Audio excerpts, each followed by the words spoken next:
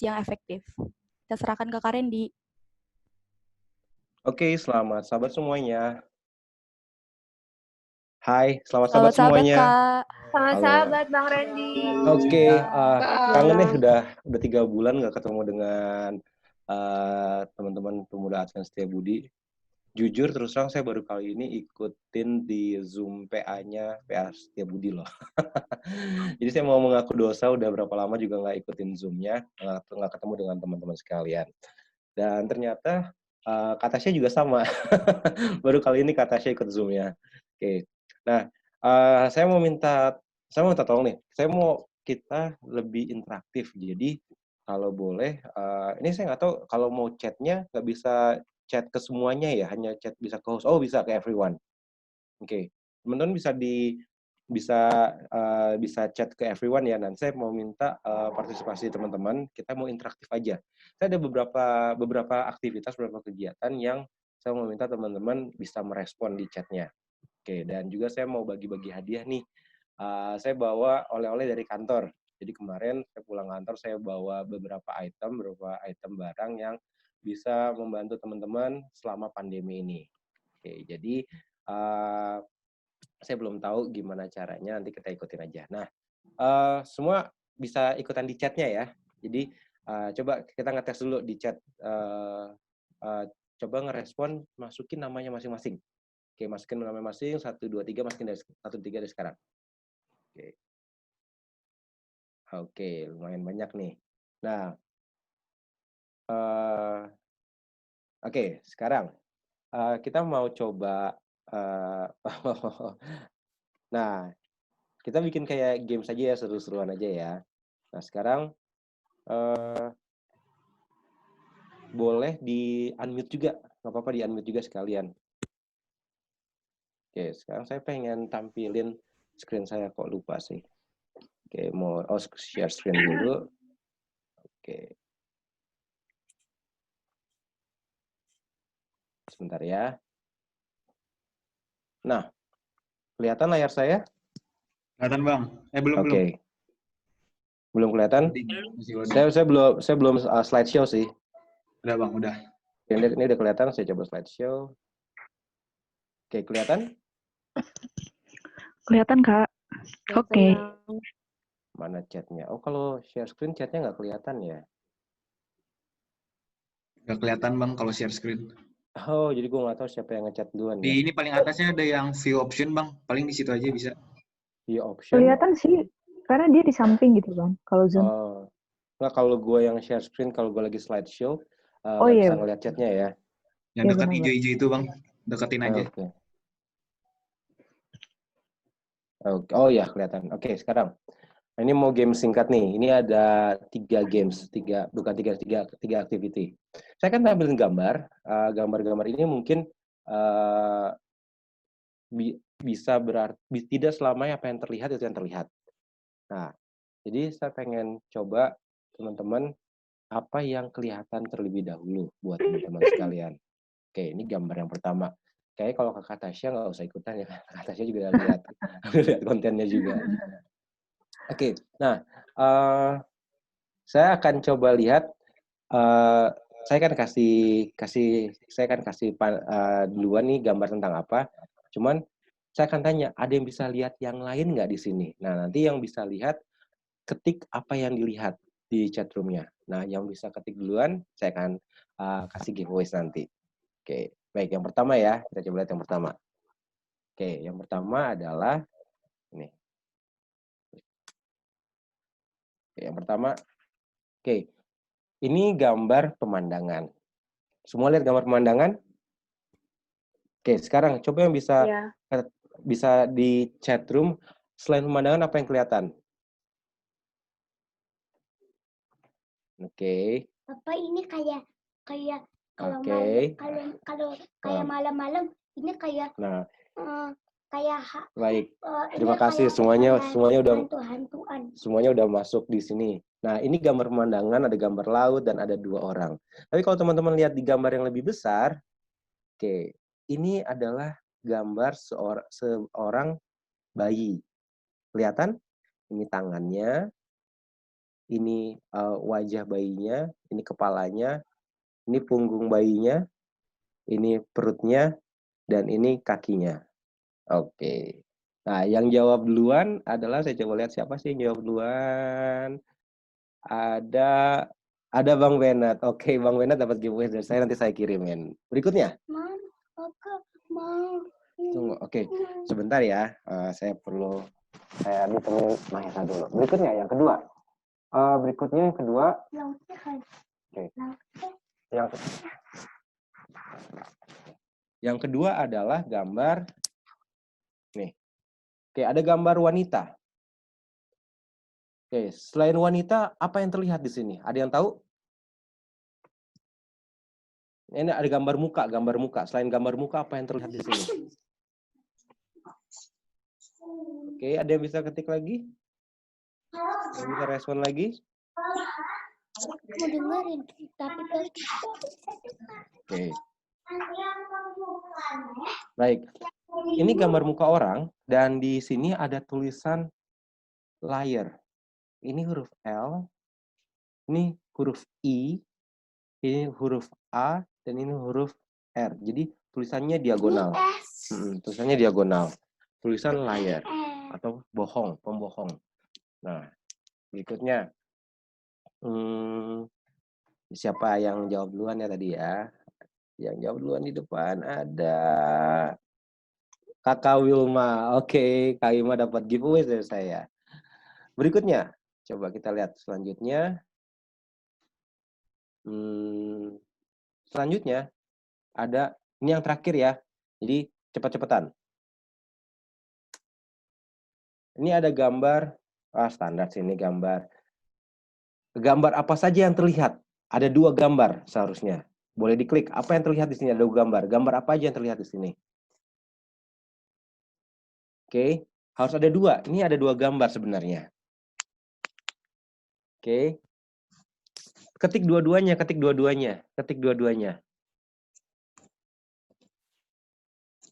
Oke, ada yang lihat?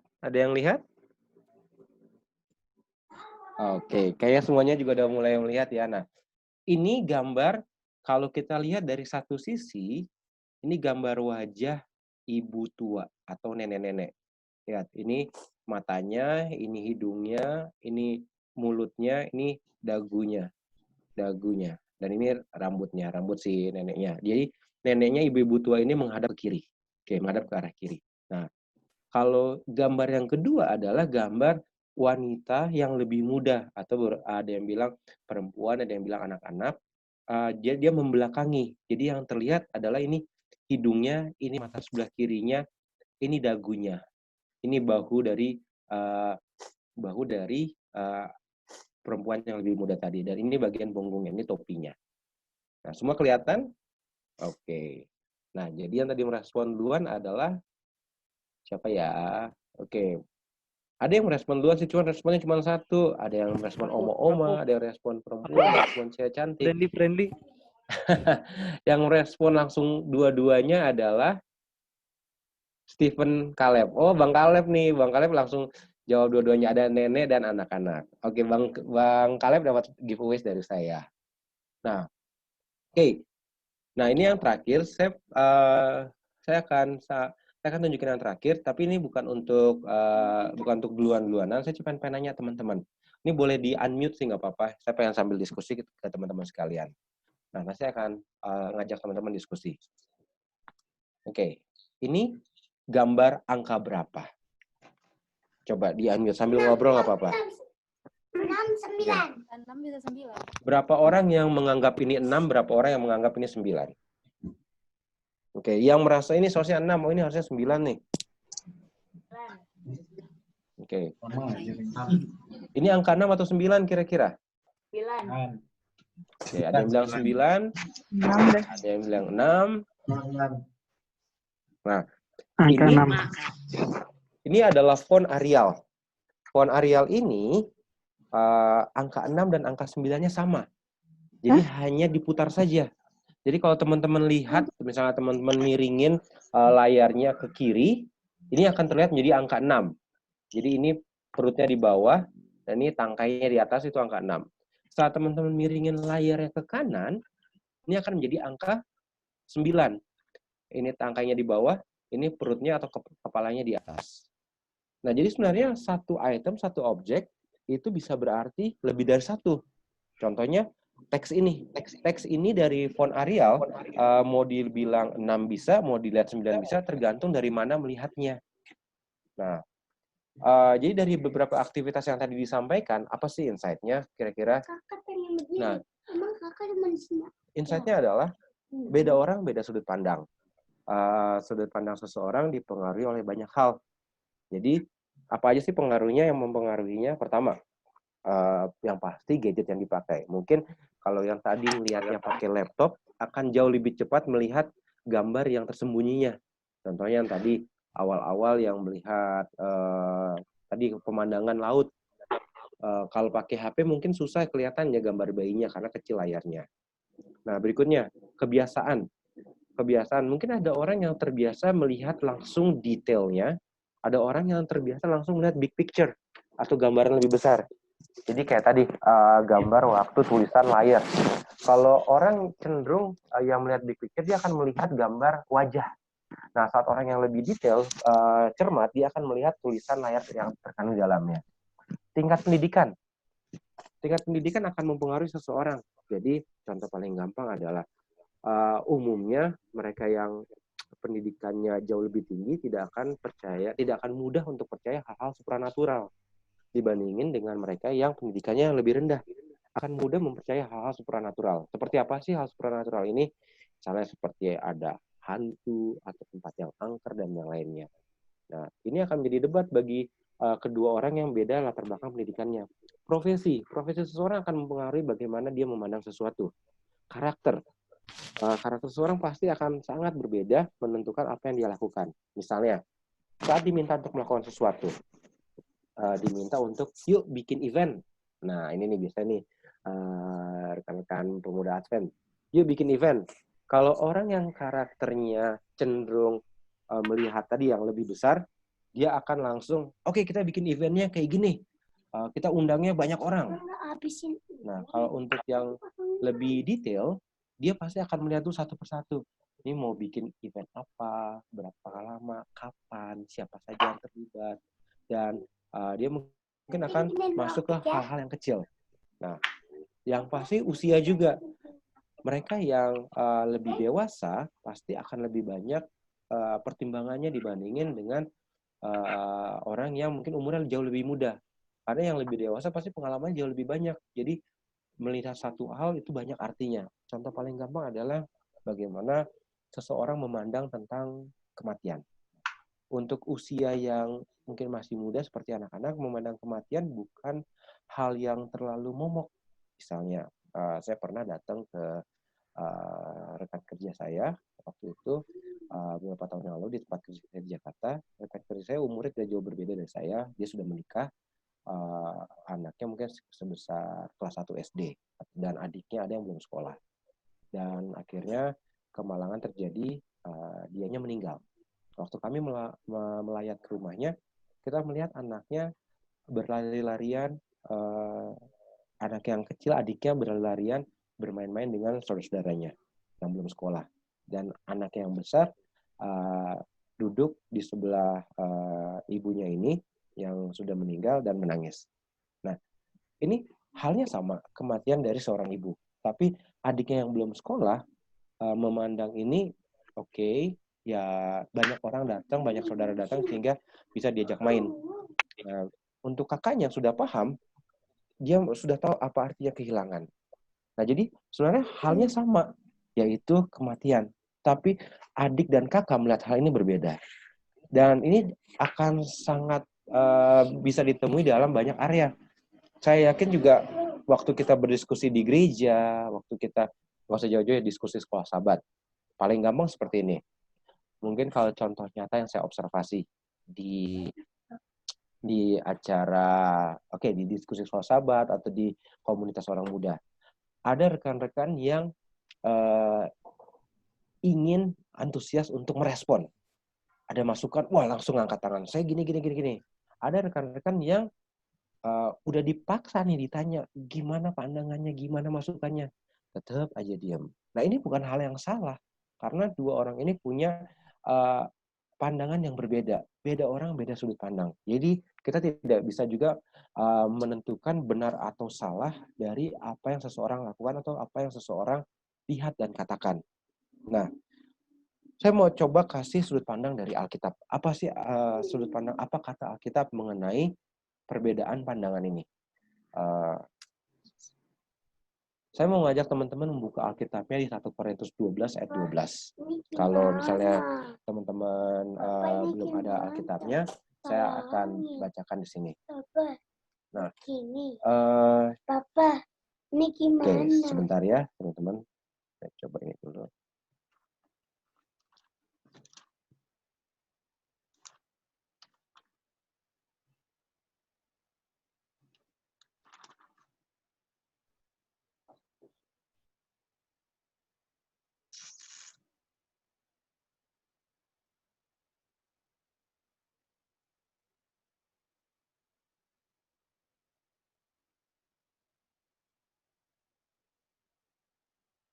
Oke, maaf.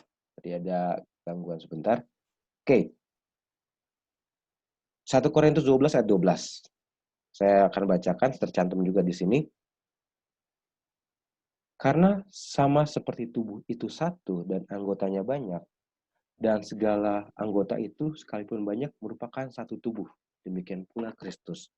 Karena tubuh juga tidak terdiri dari satu anggota, tapi atas banyak anggota. Kalau dari ayat ini mungkin sering dikutip dan teman-teman juga sudah tahu bahwa kita adalah bagian dari tubuh Kristus. Bahwa semua orang punya peran yang berbeda. Nah, dari peran yang berbeda ini, contoh paling mudah, paling simpel adalah mengenai tentang 5 jari. Kan ada jari jempol, telunjuk, sampai dengan kelingking. Besarnya beda-beda. Perannya beda-beda. Tapi saya tidak mau ngomongin tentang perannya. Coba bayangin antara apabila misalnya jempol dan kelingking bisa ngomong. Pasti mereka akan melihat halnya berbeda. Jempol tuh pasti melihat dari sebelah kiri, kelingking dari sebelah kanan. Nah, pasti itu sudah hal yang berbeda juga. Nah, berikutnya, kata Alkitab selanjutnya adalah 1 Korintus 12 ayat 4. Saya akan bacakan buat teman-teman. Ada rupa-rupa karunia, tetapi satu roh. Nah, jadi apa maksudnya di sini? Seperti juga tadi analogi tentang anggota tubuh, ini juga analogi tentang karunia yang kita semua dapatkan. Ada orang yang karunianya suka berbicara. Ada orang yang karunianya suka untuk memimpin. Ada karunia yang berbeda-beda juga. Nah, mereka yang berbeda karunia tentunya punya pendekatan yang berbeda dalam melakukan sesuatu. Jadi mereka yang suka memimpin pasti cenderung akan mengambil inisiatif untuk memimpin sesuatu. Misalnya, yuk, dia akan sering ngajak temennya. Untuk mereka yang karunianya lebih banyak berbicara, dia akan mungkin berbagi tentang apa firman Tuhan atau yang lainnya. Nah, ini menjadi sedikit gambaran bahwa Alkitab pun menyatakan bahwa orang-orang itu berbeda. Saya dan teman-teman itu berbeda. Di antara teman-teman itu berbeda. Seorang saudara kembar pun pasti berbeda. Walaupun karakternya sama, semuanya sama, pasti ada saja perbedaannya. Nah, ini adalah pandangan yang kita harus ingat saat kita berinteraksi dengan orang. Jadi, kita harus memahami bahwa perbedaan itu ada, perbedaan itu nyata. Apa insight-nya? Saya akan balik lagi ke yang tadi. Beda orang, beda sudut pandang. Sudut pandang seseorang dipengaruhi oleh banyak hal. Nah, tadi seperti yang disampaikan, ada gadget yang dipakai, ada kebiasaan, ada pengaruhnya dari pendidikan, ada pengaruh dari profesi, dan ada pengaruhnya dari karakter. Nah, saya mau meng-highlight karakter ini. Karena ini yang mungkin salah satu hal yang cukup signifikan ya dalam kita berinteraksi dalam kehidupan kita sehari-hari. Nah, apa sih karakter itu? Kenapa karakter itu signifikan, penting untuk mengetahui bahwa perbedaan itu nyata? Nah, saya akan coba membahas karakter dari sudut pandang psikologi. Nah, perbedaan karakter menurut psikologi. Dari ilmu psikologi menciptakan banyak alat untuk menggambarkan karakter seseorang. Karena memang psikologi adalah ilmu yang mempelajari tentang perilaku atau psikologi seseorang manusia. Nah, Jadi banyak alat yang digunakan, apalagi kalau dalam pekerjaan saya di bidang sumber daya manusia, kita menggunakan alat ini untuk bisa mengetahui tentang seseorang lebih dalam. Nah, pada sore hari ini kita akan membahas satu alat secara khusus, yaitu alat yang disebut dengan DISC. Nah, pasti sebagian dari teman-teman sudah tahu tentang DISC ini, sebagian juga belum pernah mendengarkan tentang DISC ini. Nah, apa sih DISC ini? DISC ini saya coba balik lagi. DISC adalah salah satu alat di bidang psikologi, di bidang ilmu psikologi yang digunakan untuk bisa menggambarkan, memetakan karakter seseorang. Dan gunanya apa untuk menggambarkan, memetakan karakter ini? Karena orang karakternya berbeda-beda dan kita harus aware terhadap perbedaan ini. Nah, untuk lebih lanjut mengenai perbedaan ini, saya mau kasih kesempatan ke Kakak Tasya, seorang calon sarjana psikologi, untuk bisa menjelaskan mengenai apa itu DISC. Silakan Kakak Tasya. Halo sobat, kedengaran suara saya?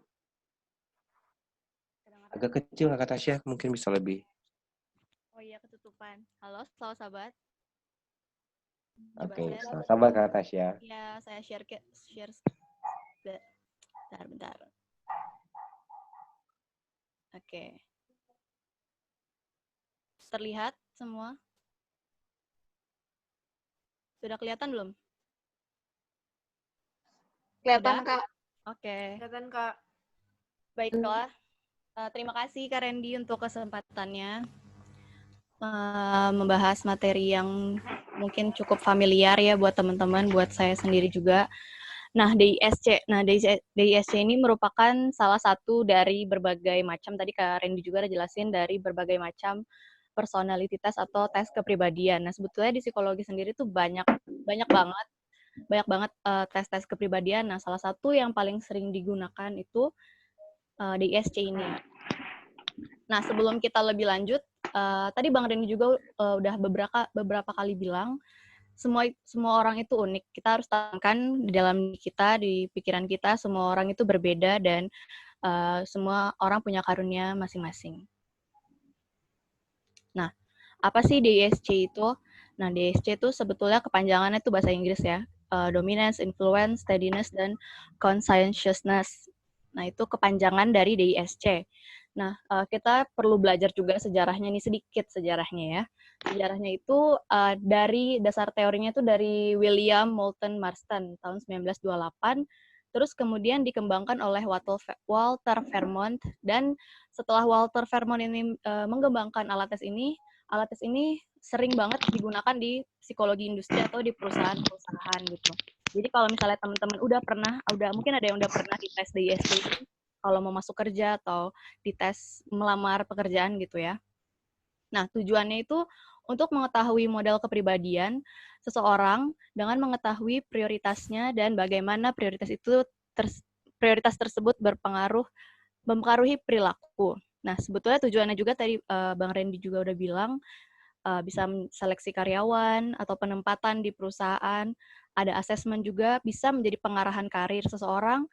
Tes ini juga melihat potensi diri seseorang dan pengembangan diri. Nah, yang paling penting kita mau bahas itu pada saat ini gaya berkomunikasi dari tes ini sendiri gitu ya. Nah, fokusnya itu bisa kita baca sama-sama, itu kunci kesuksesan dalam berkomunikasi bergantung kepada individu yang mampu mengidentifikasi gaya interpersonal apa yang disukai. Nah, jadi intinya tuh kita akan membahas bagaimana sih komunikasi yang efektif untuk setiap kepribadian ini. Ada 4 tadi ya. Nah, selanjutnya, ini sedikit gambaran atau sedikit rangkuman dari DISC ini sebenarnya. Di situ udah ada semua bagaimana seseorang berperilaku, ada dominan, ada yang mempengaruhi, dan itu juga ada tulisan apa sih pekerjaan yang bagus untuk setiap kepribadian ini. Sekilas aja itu ya. Nah, kita akan bahas satu persatu setiap kepribadian ini. Yang pertama kita mau bahas dominan. Nah, mungkin sambil dilihat, mungkin kemarin udah ada dibagiin alat tes dari Bang Randy, dan teman-teman juga bisa lihat hasil tes itu dan bisa disamakan ya dengan hasil yang saya akan jelaskan. Nah, di sini dominansi ini ciri-cirinya ada problem problem solving yang cepat, bekerja dengan cepat, menerima tantangan, to the point, bergerak dengan aksi, result oriented, memiliki sifat kepemimpinan, percaya diri tinggi, pengambilan keputusan yang cepat, terbuka terhadap perubahan, outgoing, task oriented, sama kompetitif. Nah, ini ciri-cirinya mungkin sudah ada yang merasa ya, dia adalah dominan atau bukan. Selanjutnya ada keterbatasan. Nah, keterbatasan dominansi ini dia tidak mau mendiskusikan kesalahan, tidak suka dimanfaatkan, mengabaikan perasaan orang lain, karena lebih fokus kepada tugas dan hasil. Dan orang dominan ini juga cenderung lebih mudah marah. Oke, nah pertanyaannya gimana sih kita bisa berkomunikasi sama orang-orang yang dominan? Nah, ini ada beberapa tips. Nah, pertama, kita perlu mengasah keterampilan untuk mempengaruhi orang ini. Dan yang kedua, kita perlu bicara dengan singkat, langsung kepada permasalahan dan spesifik. Karena tadi kan orang dominan ini nggak suka bertele-tele dan langsung aja to the point. Jadi kita harus lebih singkat, padat, dan jelas istilahnya gitu. Nah, saya juga punya contoh orang-orang yang memiliki karakter dominan di Alkitab. Nah, ini ada yang tahu siapa ini? Paulus ya. Nah, Paulus ini salah satu orang yang dominan sebenarnya dalam Alkitab. Kalau aku lihat, dia dalam tulisan-tulisan kitab, dia itu orangnya tidak suka bertele-tele dalam menceritakan atau menulis gitu ya. Dan dia juga menjelaskan bahwa perilakunya itu keras. Kita bisa baca di 2 Korintus 10. Dia menjelaskan bagaimana sikapnya. Di situ judul perikopnya adalah sikap Paulus. Nah, contoh selanjutnya itu dari dunia ya. Nah, ini siapa sih yang nggak tahu dia gitu kan? Ini Donald Trump. Dia itu salah satu orang yang asertif, dia tuh belak-belakan banget, dia membicarakan apapun yang ada di kepalanya dia gitu. Dan dia tuh orangnya sangat kompetitif. Oke. Udah bisa dinilai ya, dia mungkin teman-teman di sini ada yang kepribadiannya dominan. Nah, selanjutnya adalah influence. Nah, influence ini atau bahasa Indonesia itu mudah mempersuasi gitu ya, mempengaruhi orang lain. Kita lihat ciri-cirinya di sini, bisa membujuk orang lain untuk memiliki pandangan yang sama, memberikan pandangan yang praktikal, dapat mendorong dan mempersuasi orang lain, optimis, riang, pandai berbicara, meminta maaf, menggunakan humor, people oriented, dan terbuka dengan perubahan, dan selanjutnya. Nah, ini juga ada keterbatasannya. Butuh pengakuan orang lain, cenderung tidak terorganisir ya, dan sering tidak sadar dengan ucapannya. Nah, selanjutnya, mungkin, ada pertanyaan lagi, gimana sih cara kita bisa berkomunikasi dengan orang-orang yang influence, atau mungkin teman-teman bisa sering dengar yang namanya influencer ya, zaman sekarang ya, orang-orang yang sering banget mengiklankan atau mudah mempengaruhi orang lain gitu. Nah, cara berkomunikasi dengan orang influence ini, pertama dia tuh suka banget pasti diajak ngobrol. Kalau pada saat diajak ngobrol, dia tuh pasti akan responsif. Dan dia tuh mempunyai kebutuhan untuk berbicara. Nah, di bawahnya setelah kebutuhan interaksinya terpenuhi, baru orang ini bisa dilibatkan dalam pengambilan keputusan. Jadi, dia tuh sebenarnya harus diajak basa-basi dulu, baru bisa mikir fokus ke permasalahan atau pengambilan keputusan. Kayak gitu. Itu ya, influence. Nah, ini contohnya lagi nih, ada Simon Petrus. Nah, kenapa sih dia salah satu kepribadian atau karakter yang influence gitu ya? Karena dia tuh, kalau kita tahu ceritanya, dia adalah pemimpin pertama gereja mula-mula. Ya, di non-Yahudi ya, kita tahu dia pemimpin pertama, dan contoh lain juga yang menggambarkan dia adalah influence tadi, bahwa dia dalam keadaan tertekan, orang influence ini cenderung mengucapkan hal yang dia akan dia sesali gitu pada masa yang akan datang. Nah, salah satu contohnya itu pada saat dia menyangkal Yesus. Dan orang-orang influence ini sukar untuk berkomitmen. Nah, selanjutnya itu ada Will Smith. Ada yang tahu ya Will Smith, atau seorang aktor, dan dia juga mempunyai ciri khas orang influence. Dia itu seorang motivator, membuat video-video inspirasi, mungkin teman-teman juga ada yang menonton, dan dia juga selalu percaya kepada ucapannya sendiri, kayak gitu. Nah, Selanjutnya itu steadiness atau stabil gitu.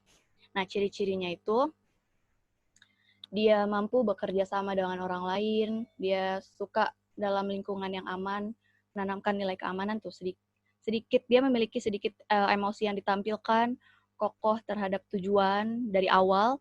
Kalau dalam tekanan dia tuh lebih banyak diam, pasif, peka terhadap kritik, bisa mengajar, menyukai pekerjaan rutin, menyenangkan orang lain dengan menyesuaikan diri, menjaga kedamaian dalam kelompok kerja. Nah, kalau di sini keterbatasannya dia resisten dalam perubahan, atau dia tuh susah kalau ada suatu hal atau lingkungannya tiba-tiba berubah gitu. Dan skill delegasinya rendah, atau bisa dibilang dia tuh paling nggak suka berlawanan dengan pemimpin gitu. Dia nggak suka jadi pemimpin. Dia juga tuh di bawahnya juga enggan untuk sukarela memimpin. Nah, untuk orang-orang yang steady ini atau stabil, kita harus tahu juga nih cara berkomunikasi dengan orang-orang yang stabil ini. Nah, pertama, karena dia orangnya tuh konsisten gitu ya. Nah, kita pertama harus memberikan komentar positif kepada dia dan menanyakan pendapat dengan bertanya bagaimana. Nah, orang-orang yang steady ini suka banget, misalnya dia ditanyakan bagaimana untuk menyelesaikan masalah dengan caranya dia. Kita bertanya bagaimana sih saya bisa membantu kamu, bagaimana saya bisa membantu dengan permasalahan ini. Nah, dia tuh senang banget kalau ditanyain kayak gitu. Nah, dia tuh orangnya juga lebih suka tertulis daripada face to face, daripada ngomong langsung. Terus selanjutnya dia menambahkan saran yang jelas untuk menghindari kesalahan yang sama. Dia itu bisa diandalkan kalau misalnya dia teman-teman punya masalah sama dia dan kita bertanya, dan dia pasti mau memberikan jalan gitu. Nah, contohnya juga nih ada dalam Alkitab, Abraham. Nah, Abraham itu salah satu orang yang konsisten banget dalam kehidupannya. Nah, kita lihat cerita saat dia mau mengorbankan Ishak ya. Dia sama sekali tidak ada keraguan dalam hatinya gitu. Maksudnya dia tidak dia nggak labil gitu dalam perintah ini. Dia tetap percaya, tetap patuh kepada perintah Tuhan. Dan sebelum ini juga dia tuh mengikuti perintah Tuhan tanpa walaupun dia nggak punya clue ke depannya saat dia disuruh pergi dari tanahnya. Kita bisa baca di dalam Ibrani 11 ayat 8 ya. Tentang imannya Abraham ini sangat luar biasa. Dia tetap teguh oleh perintah-perintah Tuhan. Dan ini menggambarkan salah satu orang yang konsisten atau stabil tadi. Nah, selanjutnya contoh orang stabil itu ada David Beckham. Pasti pada tahu juga orang-orang David Beckham yang sangat ganteng ini ya. Dia tuh terkenal banget menjadi pemain sepak bola. Dan dia dalam mencapai cita-citanya ini sangat-sangat konsisten. Dari awal dia selalu pengen jadi pemain bola walaupun di dalam keadaan yang tertekan gitu. Walaupun dalam keadaan tertekan ini dia tetap pengen meraih cita-citanya. Seperti itu menggambarkan orang-orang yang stabil. Nah, selanjutnya dia juga sangat-sangat peduli dengan orang lain, mendukung orang lain gitu ya. Oke. Selanjutnya untuk kepribadian yang keempat, conscientious. Dia itu orangnya analitis dan sangat-sangat peduli terhadap hasil yang akurat gitu. Nah, ciri-cirinya teman-teman juga bisa dibaca di situ. Dia sangat patuh dengan peraturan, dia logis, teratur, akurat, task-oriented, dia peduli dengan kualitas, bekerja secara sistematis dan teliti. Nah, keterbatasannya di sini dia kalau dalam keadaan tertekan, dia suka banget menarik diri, dia jadi pasif, dia sulit memaafkan, dia sering karena dia saking peduli sama keteraturan, dia suka banget kaku, dia kelihatan kaku banget. Dia juga menghindari tatap muka dan dia juga menekan emosi negatif. Dia juga tertutup. Nah, mungkin ada yang merasa dirinya conscience gini. Ya kita jawab aja dalam hati masing-masing ya. Nah, gimana cara kita berkomunikasi dengan orang-orang conscience ini? Nah, pertama kita harus sabar dan gigih karena dia kan tadi tertutup ya, teman-teman. Kan kita harus sabar biar dia bisa mau bercerita ke kita. Nah, pertama kita tidak boleh mengkritik hasil kerjanya dia atau segala macam. Nah, yang ketiga dia suka diberikan timeline atau secara jelas gitu ya, langkah demi langkah. Dia nggak suka hal yang dadakan, dan saat dia diberikan peluang untuk menyusun sesuatu, dia akan merasa dirinya tuh penting, baru dia satisfied, dia puas banget gitu sama keadaan dia gitu. Nah, kita mau lihat orang yang sangat conscience di Alkitab ya. Mungkin di sini teman-teman juga pernah lihat gambarnya. Ini adalah Musa. Nah, dia itu kenapa dibilang conscience gitu ya, analitis banget? Karena dia tuh selalu mengikuti seluruh perintah Tuhan dengan cermat dan hati-hati. Dia tuh persis melakukan apa yang sesuai diperintahkan oleh Tuhan. Kita bisa baca atau kita bisa lihat juga cerita dari saat 10 tulah.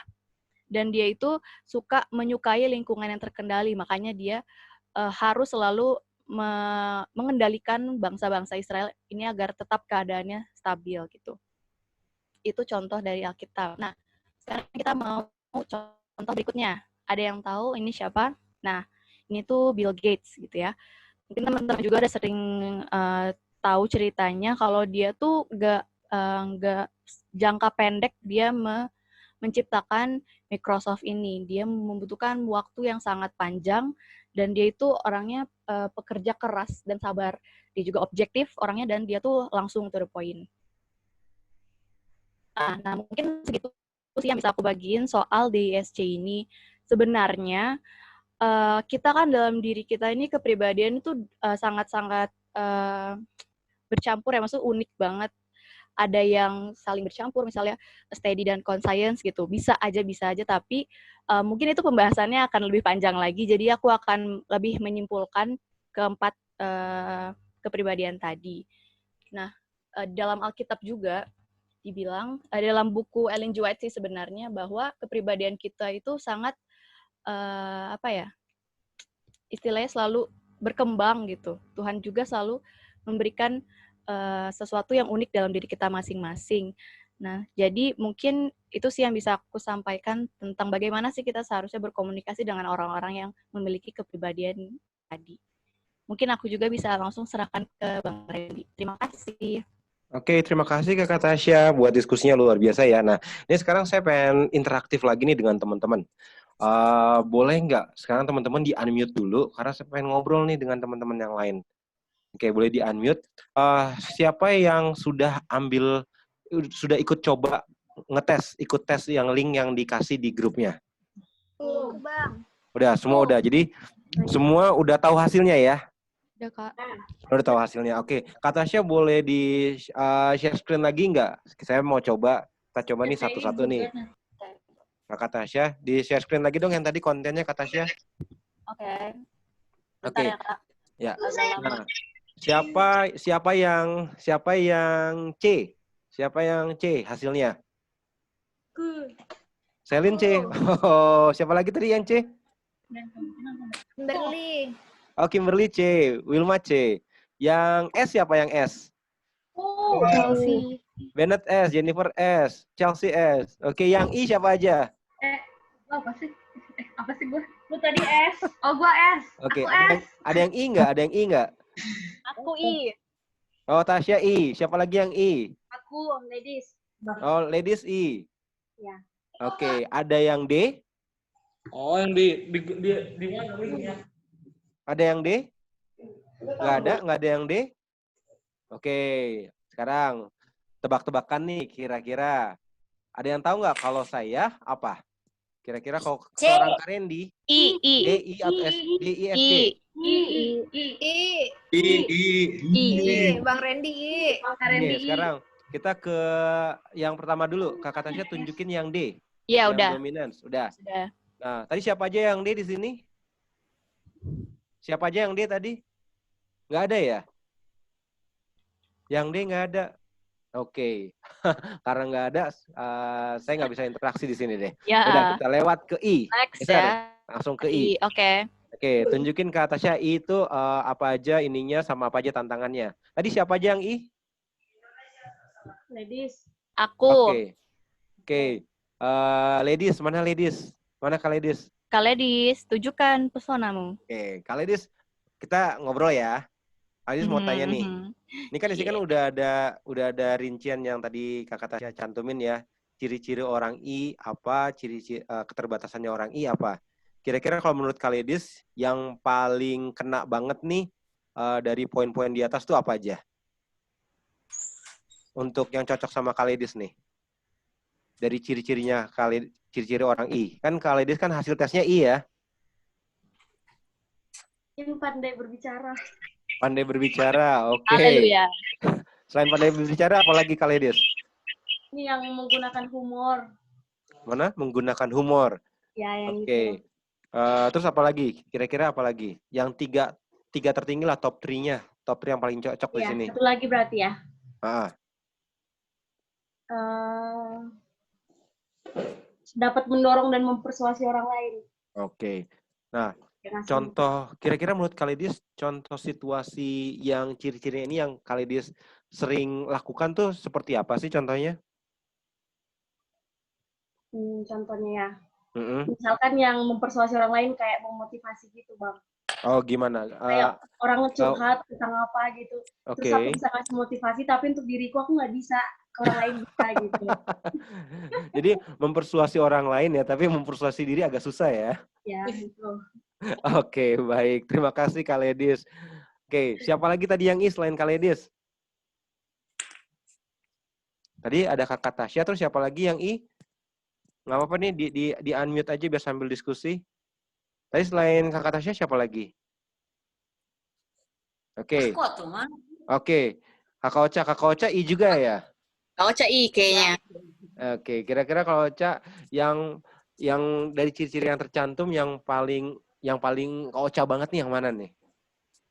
Ya ampun, positif atuh. Positif.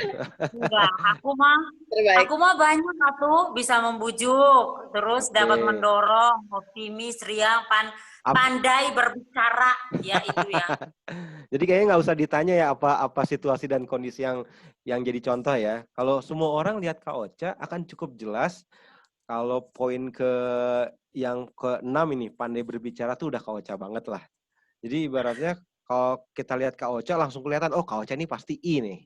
Gitu. Oke, sekarang coba geser kita ke yang S, Kakak Tasya. Tolong digeser ke S.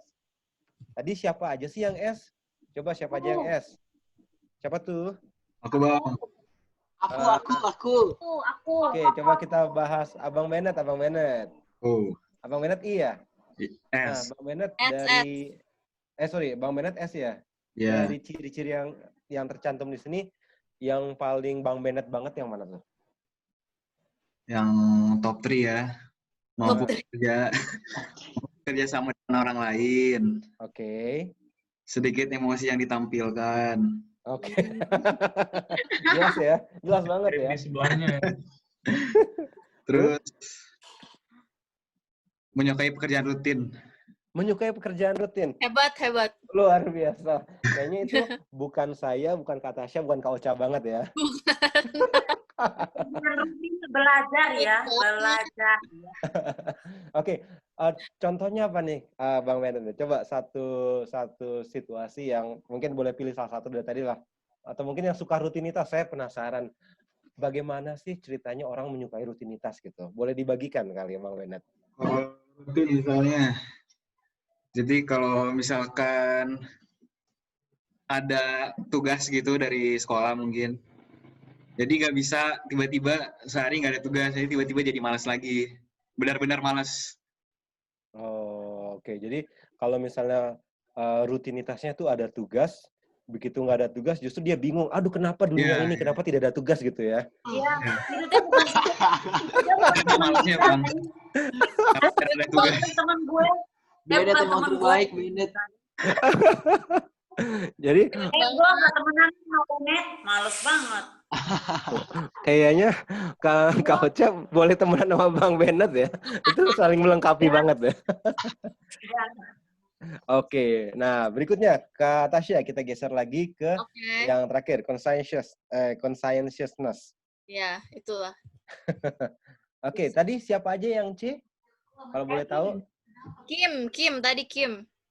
Oke, ada Kakak Kim, terus siapa lagi yang C? Selin, terus siapa lagi? Ya, Selin. Oke, nah coba kita pengen ngajak ngobrol Kakak Kim. Halo Kakak Kim. Hai, sama sahabat. Nah, sahabat Kakak Kim nih C nih. C. Nah, dari hasilnya C, kira-kira dari ciri-ciri yang tercantum, yang top 3-nya Kakim banget tuh yang mana tuh? Aku logis.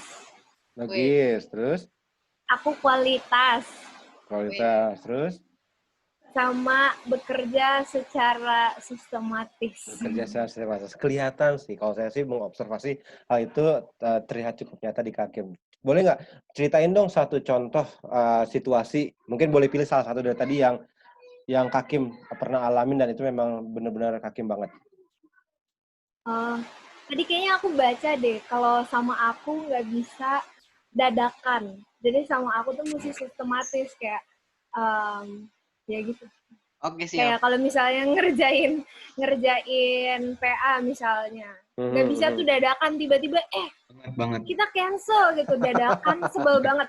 Aku tuh sepundung itu kalau misalnya last minute gitu. Oke, jadi seorang Kakim tuh dia teratur, tidak menyukai sesuatu yang mendadak ya. Nah, Nah, Bang. ya, jadi Tahu bulat nggak bisa dia, Kak. oh benar, tahu bulat nggak bisa, karena tahu bulat digoreng dadakan. Ya, nggak bisa. Jadi kalau Kakim dikasih tahu bulat mungkin dilepeh kali ya. Dadakan.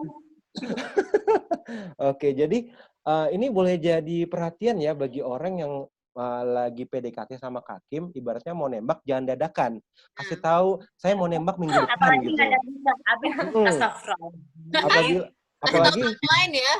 Apalagi tiba-tiba diajak ke tempat sepi romantis, langsung tembak, kamu mau nggak jadi pacar aku? Bisa pingsan di tempat Kakim nanti. Nggak bisa. Dengerin ya Oke. Vito yang menembak aku. Jangan lakukan, Adolf. Jangan lakukan. Oke. Nah, teman-teman sekalian, ini yang teman-teman ambil tesnya kemarin itu bukan alat yang resmi sih sebenarnya. Mungkin Kakak Tasya boleh dikembalin lagi, mungkin share screen-nya boleh ditutup lagi. Oke. Oke, terima kasih ya Kakak Tasya. Kita kasih applause dulu dong buat Kakak Tasya, tepuk tangan buat Kakak Tasya. Oke, puji Tuhan ya Kakak Tasya, semoga studinya bisa cepat berhasil menjadi seorang psikolog yang bisa melayani Tuhan. Amin. Amin. Nah, teman-teman, yang ini cuma mau kasih disclaimer aja. Jadi alat yang teman-teman kemarin pakai itu kan karena versi gratisan di internet ya. Jadi tidak terlalu akurat-akurat banget. Cuman nggak apa-apa, itu udah cukup menggambarkan. Jadi teman-teman ini udah dapat gambaran, saya ini apa ini? Saya ini D, saya I, saya S, saya C. Apa artinya kalau saya seorang I? Apa artinya kalau saya seorang S? Apa artinya kalau saya seorang C? Jadi tadi ada ciri-cirinya, ada tantangannya. Nah, ini penting untuk teman-teman bisa tahu, mengetahui diri teman-teman sendiri. Nah, walaupun tadi gambarannya langsung keluar hasilnya I, tapi belum tentu 100% itu I. Jadi, kalau tes DISC-nya sendiri, hasilnya bisa saja hanya, seseorang ini I. Tapi bisa juga gabungan dari dua karakter, dua kepribadian. Oh, dominannya I, tapi dia juga ada D-nya juga. Atau mungkin, dia S nih, kayak Bang Bennett, tapi dia ternyata ada I-nya juga, jadi S dan I. Atau mungkin bisa 3 malah, I, S, dan D. Nah, hal ini nih penting sekali untuk teman-teman tahu bagi diri teman-teman sendiri. Apalagi dalam konteksnya berkomunikasi, berinteraksi dengan orang lain. Nah, saya mau coba share screen saya lagi. Sekarang kita masuk. Tadi kita udah mengetahui diri kita seperti apa. Nah, sekarang bagaimana mengetahui diri kita ini dan hubungannya dengan komunikasi yang efektif.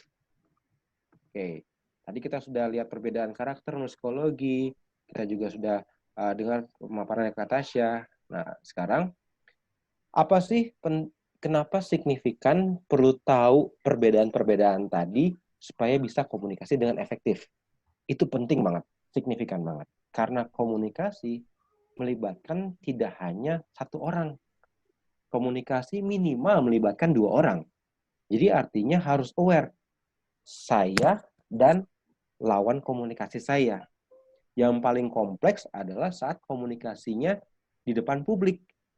Misalnya audiensnya 1000, harus aware bahwa ada 1000 kepribadian yang berbeda.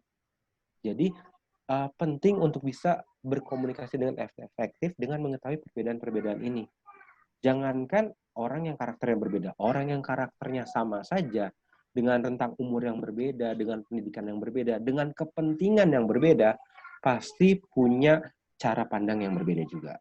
Oke, sekarang gimana tips dan trik untuk komunikasi dengan efektif? Oke, yang pertama, penting sekali, saya ingetin sekali lagi, untuk memahami sudut pandang orang lain. Nah, kenapa ini nomor satu? Karena saat berkomunikasi, iya, pesannya adalah kita mau menyampaikan apa yang ada di kepala kita ke orang lain. Tapi, kalau orang lain tidak bisa menerimanya, orang lain tidak menangkapnya, pesannya nyampe nggak? Itu nggak nyampe. Jadi makanya itu penting untuk bisa tahu sudut pandang orang seperti apa. Pertimbangkan karakter DISC tadi. Contohnya tadi, Kak Tasya udah bilang, kalau ngomong sama orang D, jangan muter-muter. Langsung aja to the point. Justru orang D nggak suka kalau orang ngomongnya ini muter-muter. Bahkan orang D akan sangat menghargai saat seseorang ngomongnya to the point. Misalnya, anggaplah saya seorang D. Ada yang datang ke saya, misalnya cari dana. Bang, gini loh bang, kan 2 bulan lagi kita mau begini, mau kampore, terus atau mau ada acara tutup tahun, tutup buka tahun, terus tutup buka tahun kan perlu dana besar, bla bla bla bla bla. Percaya deh, orang dia pasti akan malas ngomongnya, terus oh ya udah nanti aja ya. Nah tapi begitu ketemu orang deh, oh ini si om ini nih dia dominan, turupin aja. Sahabat om mau bantuin kami nggak partisipasi? Kita lagi cari dana, om mau sumbang berapa? Dia akan sangat tergugah. Oh iya ya, benar ya. Mereka butuh dana. Nih, saya kasih sekian. Itu pentingnya untuk bisa tahu karakter lawan bicara kita. Pertimbangkan kepentingannya juga. Lihat apa tujuan personalnya. Lihat juga kekeluargaannya. Lihat juga mungkin hal politisnya. Politis itu maksudnya apa yang tampil dan apa yang tidak tampil. Coba pertimbangkan itu semua. Lihat latar belakangnya. Oh, dia tuh begitu karena begini. Jadi tidak selamanya apa yang dilihat di depan itu adalah semuanya. Pertimbangkan juga faktor eksternalnya. Pertimbangkan faktor pihak lain, pertimbangkan juga faktor budayanya. Ini stigmanya ya, stereotipnya ya. Mungkin saat orang Sumatera ngomongnya keras, ketemu sama orang Jawa yang ngomongnya cenderung pelan. Orang Sumatera ngomong, dikira orang Jawa dimarahin. Orang Jawa ngomong, orang Sumatera pikir nggak sopan nih, ngomong kok bisik-bisik. Nah, saat kita tidak memahami sudut pandang ini, yang ada komunikasi tidak akan berjalan dengan baik. Pertimbangkan juga suasana hati. Kayak tadi mungkin saat kedukaan. Seorang dominan, saat ada kedukaan, punten-punten jangan ngomong to the point, malah bikin dia marah mungkin. Pahami juga keadaannya. Nah, ini sudut pandang yang pertama. Ini hal yang pertama, tips dan trik untuk berkomunikasi efektif. Memahami sudut orang lain, sudut pandang orang lain. Seperti juga kata Alkitab ada di dalam Amsal 18 ayat 2. Nah, saya mau minta tolong dong, ada yang boleh bantuin saya nggak bacain Amsal 18 ayat 2? Silahkan, ada yang boleh buka Alkitabnya. Saya mau minta tolong dari abang-abang, kakak-kakak, ada yang bisa buka di Amsal 18 ayat 2? Amsal 18 ayat 2. Mm-hmm. Orang bebal tidak suka kepada pengertian, hanya suka membeberkan isi hatinya. Cuma sampai situ, Bang Adolf? Yang orang bodoh tidak menyukai pengertian. Orang bebal tidak suka kepada pengertian, hanya suka membeberkan isi hatinya. Oke. Ayat 3 lanjut. Oh, itu ayat 3-nya ya? Boleh, lanjutkan ayat 3-nya. Ayat 3-nya, bila kefasikan datang, datanglah juga penghinaan dan cela disertai cemooh. Oke, baik. Terima kasih, Bang Adolf. Oke, di catatan saya ada beberapa versi dari terjemahan Alkitab. Tapi intinya adalah, orang bebal tidak suka kepada pengertian, hanya suka membeberkan isi hatinya. Nah, Alkitab juga bilang, hanya orang bebal yang ngomong aja terus, tapi nggak memperhatikan orang maksudnya apa sih. Tidak mempunyai pengertian. Nah, Alkitab sudah mengatakan, ini pesan buat kita semua nih. Mulai hari ini, saat kita mau berkomunikasi, kata Amsal 18 ayat 2, orang bebal membeberkan isi hatinya. Jadi, supaya tidak dibilang jadi orang bebal, pakai pengertian. Kira-kira apa ya sudut pandang orang lain? Oke. Berikutnya, tips kedua, bagaimana berkomunikasi dengan efektif. Berempati terhadap lawan bicara. Apa maksudnya berempati ini? Nah, beberapa hal terkait berempati saya coba cantumkan di dalam slide ini. Pertama, hargai lawan bicaranya. Jadi, apalagi kita orang timur ya. Orang timur cukup mempertimbangkan dengan signifikan sopan santun. Jadi misalnya berbicara dengan seorang yang lebih tua, gunakan kata-kata yang tepat. pakai dengan apalagi kalau di orang Batak. Penting untuk menggunakan ini yang tepat. Misalnya, apakah manggil dia tulang, manggil dia nan tulang, manggil dia mang boru, manggil dia om tante, dan yang lainnya. Saya belajar, saya bukan orang Batak, cuma saya memperhatikan bahwa begitu kita menyapa dengan tepat, pasti orang Batak akan sangat terbuka. Bahkan mereka cenderung akan mengkoreksi kalau kita menyapa dia salah. Namborumu aku ini, jangan panggil yang lain. Nah, itu menghargai lawan bicara. Gunakan kata-kata yang tepat. Jadi, saat kita ngobrol dengan rekan kerja, saat kita ngobrol dengan teman kuliah ini, mungkin kata-katanya bisa kasual, tapi saat ngomong dengan orang lain, atau mungkin saat ngomong di settingan formal, kita harus mengganti kata-kata kita. Nah, ini beberapa observasi saya nih, kecenderungannya nih. Kata-kata yang umum dipakai, cuman kurang tepat. Saya suka memperhatikan kalau teman-teman orang muda suka menggunakan kata bakalan. Oh iya, nanti jangan lupa diambil gambarnya dengan bagus, kalau nggak nanti bakalan rusak, bakalan jelek. Nah, di dalam settingan bicara di depan umum, misalnya di depan gereja, apalagi audiensnya yang rentang umurnya ada yang berbeda dan lebih tua, penggunaan kata bakalan ini saya sarankan diganti dengan yang lebih formal seperti akan. Oh iya, kalau mengambil gambarnya tidak bagus, nanti akan rusak. Kira-kira berbeda nggak itu maksudnya? Maksudnya sih sama, tapi dengan menggunakan kata yang tepat, itu akan memberikan dampak yang lebih besar. Dan berikutnya, bangun kondisi yang mendukung. Jadi saat ketemu dengan lawan bicara, kita nunjukin empati, bangun suasananya. Contoh yang paling gampang adalah saat ada keadaan berduka.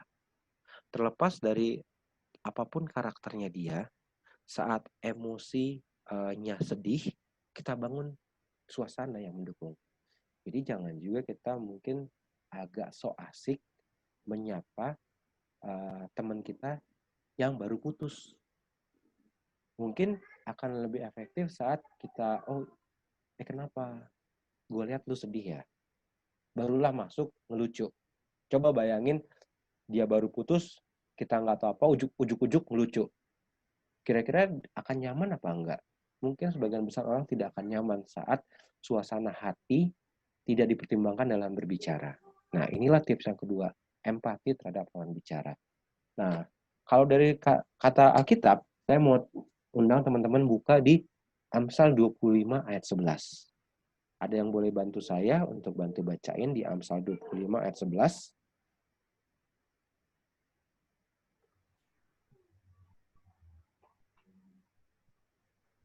Ada yang boleh bantu bacain di Amsal 25 ayat 11? Amsal 25 ayat 11. Ya. Perkataan yang diucapkan tepat pada waktunya adalah seperti buah apel emas di pinggang perak. Oke. Nah, jadi ini Alkitab cukup jelas ya. Perkataan yang diucapkan tepat pada waktunya. Oke, mungkin pesannya penting. Mungkin pesannya benar. Mungkin bukti-buktinya ada. Tapi itu tidak berarti hal tersebut bisa semudah itu disampaikan. Perhatikan saatnya. Dan kemas kata-katanya dengan kata-kata yang tepat. Saat kita mau menegur orang, untuk menegur yang lebih muda itu cenderung lebih mudah dibandingkan dengan menegur mereka yang usianya lebih tua daripada kita. Gunakan kata-kata yang tepat. Saya yakin seseorang pun akan sangat terbuka menerima masukan saat kita bisa memberikan masukan itu di waktu yang tepat, dengan kata-kata yang tepat, dengan cara yang tepat.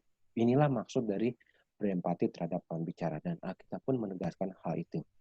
Gunakan perkataan yang diucapkan tepat pada waktunya. Berikutnya, tips untuk berkomunikasi dengan efektif. Yang ketiga adalah, nah ini cukup teknis nih, ini bisa dilatih. Mendengarkan dengan aktif atau active listening. Nah, apa sih yang dimaksud dengan active listening ini atau mendengarkan dengan aktif? Ini adalah satu cara, satu pendekatan yang kita gunakan saat kita berkomunikasi dengan orang, yaitu mendengarkan dengan aktif. Apa yang dilakukan dengan mendengarkan dengan aktif? Pertama, Dengarkan tanpa membalas komunikasi. Jadi apapun yang orang lain sampaikan, saya sarankan jangan dibalas. Jadi oke, ya, biarkan orang lain mengeluarkan apa yang dia ingin sampaikan. Tunjukkan respon body language atau micro expression yang positif. Apa sih maksudnya body language? Body language itu gerakan tangan teman-teman, gerakan tubuh. Micro expression itu apa? Itu ekspresi di muka, ekspresi kecil. Contoh, saat teman-teman berbicara, teman-teman harus aware bahwa di mana letak tangan itu ada artinya. Saat teman-teman berbicara dengan orang yang dengan tangan seperti ini dan dengan tangan seperti ini, kira-kira berbeda nggak menurut teman-teman? Itu hal yang berbeda. Mereka yang tangannya seperti ini, ada yang bisa kasih tanggapan nggak? Kira-kira kalau tangannya seperti ini maksudnya apa? Nggak peduli itu mah. Nggak peduli. Nah, secara naluri, saat tangan menutupi tubuh, itu melindungi tubuh. Nah, itu kurang lebih orang yang tangannya seperti ini, dia sedang merasa dalam tekanan atau merasa dia harus melindungi dirinya, melindungi idenya, melindungi pandangannya. Nah, saat orang yang membuka seperti ini, dia cukup rileks. Nah, jadi teman-teman bisa lihat saat orang kalau ngobrol lama-kelamaan, dia tangannya makin kayak gini, apalagi lihat dari gerakan tubuhnya. Saat gerakan tubuh, ini yang poin kedua, condong ke depan. Dan gerakan tubuh yang mungkin kebalikannya, ke belakang atau bahkan bergoyang-goyang gelisah. Teman-teman sudah tahu nih, oh ini waktunya nggak boleh lama-lama lagi nih. Kalau saya ngobrol kelamaan, nggak enak, orangnya udah gelisah saat dia mundur ke belakang.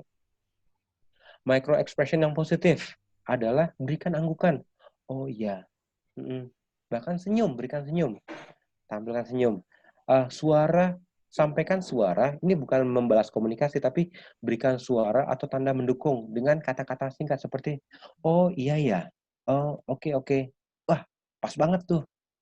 Itu kita tidak membalas komunikasi, tapi kita memberikan respon afirmatif. Memberikan respon, oh iya, mengiyakan. Nah, coba bayangkan teman-teman mendapatkan respon seperti ini, yang positif dibandingkan dengan yang negatif. Pasti saya yakin teman-teman akan lebih menyukai saat lawan bicara teman-teman memberikan tangan yang cukup terbuka, terus dia condong ke depan, antusias mendengarkan, memberikan anggukan, senyum, dan juga dengan kata-kata seperti ini, oh iya ya, daripada badan ke belakang, tangan di sini, atau mungkin bahkan fokus wajah udah nggak ngeliat lagi, udah ngeliat ke atas, atau mungkin terlihat seperti gelisah. Nah, ini yang paling gampang teman-teman bisa lihat saat teman-teman ingin memberikan komunikasi yang efektif, dengarkan dengan aktif atau active listening. Nah, ayatnya ada di dalam Amsal 18 ayat 3. Boleh ada yang bantuin saya untuk membacakan dalam Alkitab Amsal 18 ayat 13? Di dalam Amsal 18 ayat 13 ada yang boleh bantu untuk membacakannya? Amsal 18 ayat 13. Amsal 18 ayat 13, jikalau seseorang memberi jawab sebelum mendengar, itulah kebodohan dan kecelaannya. Nah, jadi teman-teman, dalam mendengarkan dengan aktif atau active listening, poin pertama, dengarkan tanpa membalas komunikasi. Sesimpel itu. Saya pernah ketemu dengan orang yang emosi, dan cukup beralasan emosinya, dan yang orang lain tidak mau lagi berhubungan dengan dia karena cukup emosi saat itu. Yang saya lakukan, saya duduk manis di depan dia, 1 jam saya dengarkan dia berbicara, setelah itu dia tidak lagi memberikan tuntutannya. Yang hanya dibutuhkan adalah butuh telinga untuk mendengarkan. Nah, ini tips yang ketiga untuk bisa berkomunikasi dengan efektif. Mendengarkan dengan aktif. Tips keempat dan tips yang terakhir adalah, nah kalau tadi mendengarkan dengan aktif, sekarang mendengarkan dengan refleksi. Nah, ini salah satu teknik lagi nih, teknik berkomunikasi, cukup teknis nih. Atau umumnya disebut dengan reflective listening. Apa sih yang dimaksud dengan reflective listening? Oke, yang pertama, saat kita melakukan reflective listening, refleksi seperti kaca, memantulkan komunikasi, memantulkan pesannya. Nah, yang dilakukan adalah, pertama, lakukan parafrase parafrase itu menyampaikan kata-kata atau statement yang mirip. Misalnya saat, iya nih gue nggak suka banget ya sama dia nih. Kemarin tuh dia begitu banget. Teman-teman bisa membantu menjawab, oh lu nggak suka karena dia begitu ya. Nah itu ibaratnya seperti mengulang lagi kata-katanya dengan kata-kata yang berbeda tapi yang artinya sama. Nah saat kita melakukan ini, lawan bicara kita akan senang karena dia tahu, oh dia nangkep maksud gue, oh dia paham banget gue maunya apa. Paraphrase, gunakan kata-kata yang mirip, ucapkan ulang kata-katanya, baca gestur dan menerjemahkan.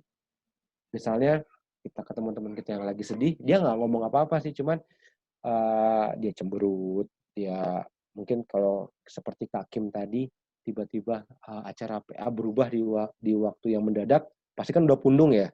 Mungkin pundung nggak ngomong-ngomong, tapi dia mau cemberut aja. Udah kelihatan nih begini.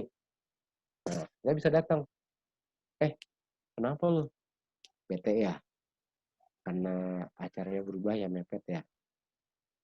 Nah, dengan kita mencoba menerjemahkan, kita baca gesturnya, saya yakin lawan bicara kita pasti akan merasa, wah, tahu banget nih dia tentang gue belum ngomong, tapi dia udah bisa tahu apa yang ada di dalam hati gue, apa emosi gue.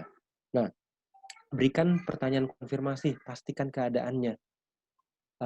Kenapa lu lagi bete?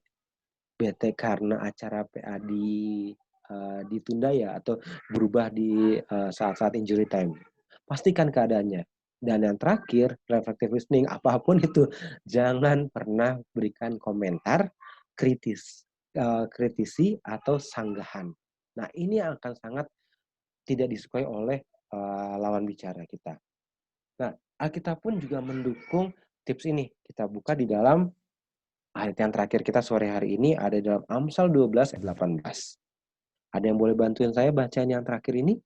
Amsal 12 ayat 18. Amsal 12 ayat 18, ada orang yang lancang mulutnya seperti tikaman pedang, tetapi lidah orang bijak mendatangkan kesembuhan. Dengar teman-teman, lidah orang bijak mendatangkan kesembuhan. Mungkin saat orang sakit nggak perlulah obat. Orang bijak datang, berkata-kata dengan reflektif tadi, membaca gestur, dia terjemahkan, dia konfirmasi keadaannya, dia tidak memberikan komentar atau sanggahan, pasti suasana hati lawan bicara akan sembuh. Yang tadinya sakit hati akan jadi tidak sakit hati lagi. Nah, tapi orang yang lancang mulutnya, belum ngomong apa-apa, udah nikung duluan.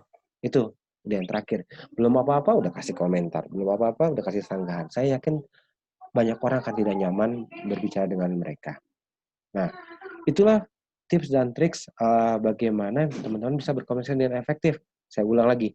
Yang pertama, teman-teman harus memahami sudut pandang orang lain. Teman-teman bisa menunjukkan empati dengan lawan bicaranya. Teman-teman bisa mendengarkan dengan aktif atau active listening. Dan yang terakhir, mendengarkan dengan refleksi atau reflective listening. Dan semua ini digunakan saat teman-teman sudah memahami bahwa lawan bicara kita berbeda. Pahami karakternya, pahami kondisinya, pahami situasinya. Itu adalah hal yang paling penting dalam bisa untuk berkomunikasi dengan efektif. Dan saat teman-teman sudah memahami ini semua, teman-teman sudah mau untuk mencoba, yuk kita ngobrol. Saya yakin teman ngobrolnya pasti akan merasa lebih nyaman dan pesannya akan disampaikan dengan baik. Dan bagaimana menggunakan ini dalam pelayanan, kunci pertama pelayanan Yesus adalah Yesus berkomunikasi dengan banyak orang. Saya yakin bagaimana Yesus bisa memenangkan 12 rasul dan bisa punya banyak ribuan pengikut dan kita menjadi salah satu hingga hari ini adalah karena Yesus adalah seorang komunikator yang efektif. Oke, teman-teman, pilihan teman-teman sore hari ini. Apakah kita menjadi seorang komunikator yang efektif atau kita mau berkomunikasi semau kita aja?